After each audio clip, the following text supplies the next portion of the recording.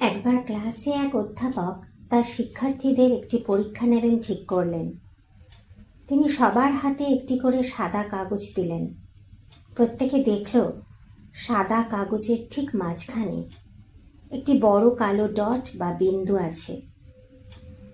অধ্যাপক তার ছাত্রছাত্রীদের বললেন, তারা যা দেখছে সে সম্পর্কে একটি অনুচ্ছেদ লিখে ফেলুক। সবাই ওই কালো বিন্দুটি নিয়ে লিখে গেল। প্রত্যেকেই ওই কালো ডটটির আকার, আকৃতি, অবস্থান নিয়ে লিখে গেল। বাকি কাগজের ওই বিশাল সাদা অংশ নিয়ে কেউ কিচ্ছু লিখল না। অধ্যাপক যখন সেই কাগজগুলো তাদের কাছ থেকে সংগ্রহ করলেন, তখন তিনি এটা দেখার পর তার শিক্ষার্থীদের বোঝালেন, আমাদের জীবনও এই সাদা কাগজের মতো।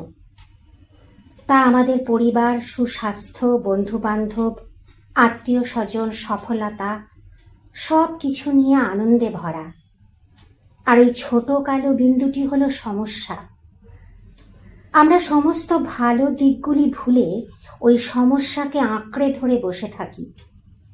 আমাদের জীবনের এই কালো বিন্দু খুবই ছোট, কিন্তু আমরা তাকে এত গুরুত্ব দিই যে তার আড়ালে জীবনের সুন্দর মুহূর্তগুলি ঢাকা পড়ে যায়। তাই সবসময় আমাদের ইতিবাচক দৃষ্টিভঙ্গি নিয়ে সামনের দিকে এগিয়ে চলতে হবে।